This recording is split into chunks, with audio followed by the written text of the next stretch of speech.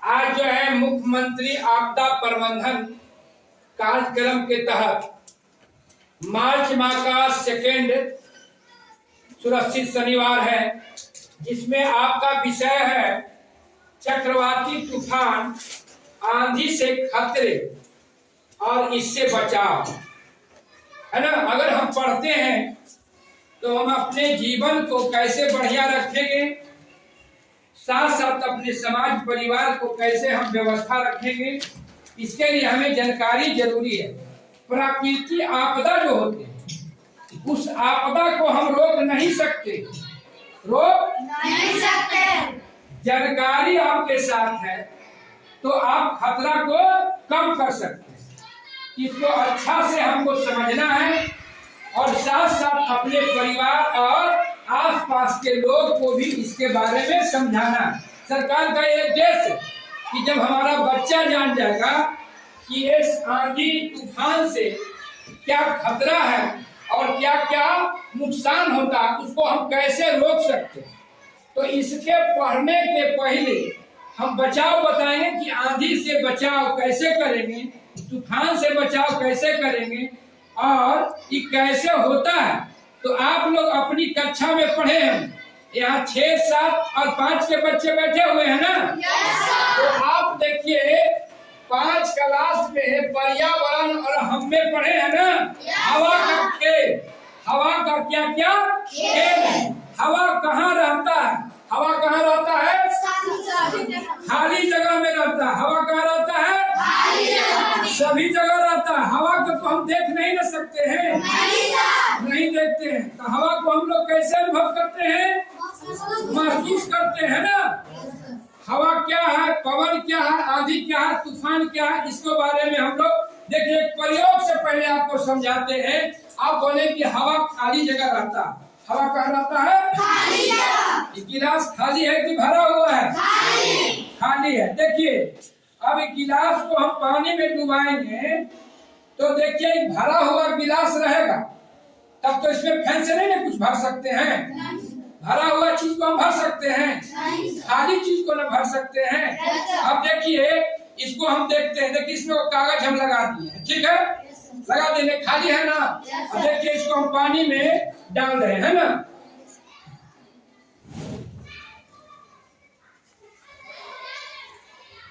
डाल दिए पानी में, देख रहे हैं ना, दिखाई दे रहा है, दिखाई दे रहा है ना। अब देखिए इसको हम निकालते हैं। देखिए कागज भीगा है? नहीं सर। कागज भीगा? नहीं सर। कागज नहीं भीगा? नहीं सर। अब सोचिए कि ऐसा क्यों हुआ, ऐसा क्यों हुआ? आप घर पे भी जाके करिए, अपने माता पिता को भी बताइएगा, अपने भाई बहन को भी बताइएगा, है ना। ये देखिए कागज इसमें हम डाले थे, कागज जब सूखा हुआ है ना, ऐसा क्यों हुआ? इसमें आप बताए थे ना पहले कि क्या है भरा हुआ? हवा। हवा जो भरा हुआ था इसमें, इसके कारण जब ये पानी में गया तो हवा क्या किया? पानी को ठेला। किसको ठेला? पानी को। पानी किसको ठेला? हवा को। लेकिन पानी जब इसको ठेला, है ना, खाली था, इसमें पानी भरा हुआ था गिलास में, तब पानी को अंदर आने ही नहीं दिया। कौन नहीं आने दिया? हवा। हवा किस पर दबाव डाला? पानी दबाव डाला हवा पे। अब देखिए इसको वहां हम दिखा देते हैं। एक क्या है हाथ में? पुष्कार है ना। और एक क्या है? गिलास। गिलास में देखिए पानी है ना, है। और ये देखिए हम कागज लगा दिए, पानी है, भरा हुआ है ना। और इधर से ऊपर से क्या लगाए हैं? फूट है ना, फूट लगाए हैं। और गिलास अभी सीधा है, हम इसको गिलास को क्या करेंगे? उल्टा करेंगे, उल्टा करेंगे, है ना। और इसको देखना है, देखिए सब गया। कागज नहीं ना गिर रहा है? नहीं सर। कागज नहीं ना गिर रहा है? नहीं सर। ऐसा क्यों हुआ? देखिए इससे स्पष्ट हुआ कि हवा दबाव डालता है। क्या डालता है? हवा क्या डालता है? ऊपर से पानी है और नीचे से हवा दबाव डालता है। अब इसी के बारे में पढ़ना है कि हवा कितना दबाव डालता है। हवा कितना दबाव डालता है, तब जाके जब हवा दबाव डालता है तब आंधी होता है और तूफान होता है। पृथ्वी पर क्या होता है? हलचल मचता है ना। इस प्रयोग से सिद्ध हुआ कि हवा क्या है? हवा दबाव डाल रहा है। किस पे डाल रहा है? पानी पे डाल रहा है। देख लिए? देख लिए ना? देख लिए? इस प्रयोग से हुआ हवा जो है दबाव डालता है ना। अब इसको हम समझेंगे, विस्तार को बताते हैं कि कैसे ये हवा की जो है आंधी में बदलता है, कैसे तूफान में बदलता है ना। 80 किलोमीटर, 120 किलोमीटर, 150 किलोमीटर के रफ्तार से तेज हवा चल और अपने साथ साथ मकान का छत उड़ा करके ले लेता था। अमेरिका का एक तूफान दिखा रहा था। अमेरिका के तूफान में जो कार था वो एक जगह से उड़ा करके दूसरे जगह तक फेंक रहा था। हवा में बहुत ज्यादा ताकत होता है। अभी सर प्रयोग के द्वारा बताए थे कि हवा किस तरह से दबाव देती है। तो अरब सागर में या बंगाल की खाड़ी में जो तूफान आता है उसका प्रभाव हम लोग पर भी कुछ पड़ता है। अनटाइमली कभी कभी देखते होंगे जाड़े के ऋतु में या फिर आपको गर्मी के मौसम में भी बहुत एकाएक मौसम बदलता है और खास करके आपको अक्टूबर नवंबर में तूफान का असर इधर ज्यादा होता है। बंगाल की खाड़ी में जो तूफान आता है तो उसके किनारे रहने वालों पर तो बहुत ज्यादा प्रभाव पड़ता है, लेकिन हम लोगों के क्षेत्र में भी जो हम लोग वहां से दूरी पर है तो यहाँ भी 50 किलोमीटर 60 किलोमीटर की रफ्तार से हवाएं चलती है और बहुत तेज बारिश होती है। तो अभी जो गर्मी का मौसम शुरू होने वाला है तो उसमें आंधी का प्रभाव बहुत ज्यादा रहता है। तो आंधी से बचाव के लिए आपको क्या करना है? मान लीजिए आंधी आने की संभावना जैसे ही लगे तो उसमें उस समय घर पर रहना है। अगर बाहर है तो पेड़ के नजदीक नहीं रहना है। जहां भी है वहां आप बैठ जाइए, खड़ा मत रहिए। इससे संबंधित जो है विषय वस्तु के विषय में समझना है। तो जिस स्थान पर हम लोग रहते हैं वहां पर तूफान नहीं आता है ना। तूफान कहाँ आता है? समुद्र तटीय क्षेत्रों में। हमारे यहाँ जो है वह आंधी आता है ना। तो आंधी कैसे आती है भाई? तो वहां पर क्या होता है कि जो मार्च अप्रैल महीना होता है, गर्मी का जो मौसम होता है, उस मौसम में हमारा सूर्य का प्रकाश बहुत तेज पड़ता है धरती पर, जिससे धरती भी गर्म होती है। और जहाँ पर गर्म होने के कारण वहाँ का जो वायु होता है, हवा होता है, वह गर्म होने के उपरांत वह कहाँ उठती है? ऊपर उठती है।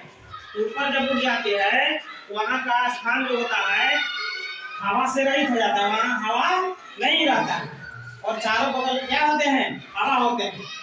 तो चारों बगल के हवाएं जो है उस स्थान को घेरना चाहती है। जो वैसे वस्तु है जो हवा के साथ उड़ाया जा सकता है, वैसे वस्तुओं को हम अपने घर के अंदर यहाँ जो है तूफान आता नहीं है, चक्रवाती तूफान, लेकिन उसका असर आता है ना। जब समुद्री इलाका में होता है तो यहाँ आपको चक्रवात आता है। देखिए कैसे आता है चक्रवात। देखिए आप लोग ज्योग्राफी में पढ़े होंगे, पृथ्वी कैसा है? पृथ्वी कैसा है? पृथ्वी गोल है ना। अब देखिए पृथ्वी जब गोल है तो एक पृथ्वी के एक काल्पनिक रेखा जो है बीचों बीच बांटती है दो भाग में। काल्पनिक रेखा है ना, इसको क्या बोलते हैं हम लोग? भूमध्य रेखा। क्या बोलते हैं? ये भूमध्य रेखा है ना। मान लीजिए पृथ्वी है आपका, इसके बीचों बीच एक रेखा गुजरती है, उसको बोलते हैं भूमध्य रेखा।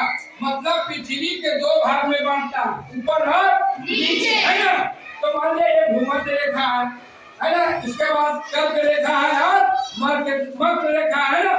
अब देखिए ये सूर्य है ना, तो सूर्य और पृथ्वी को और गर्मी है ना, और सभी जगह पृथ्वी एक समान गर्म नहीं होता, पृथ्वी सभी जगह एक समान गर्म नहीं होता।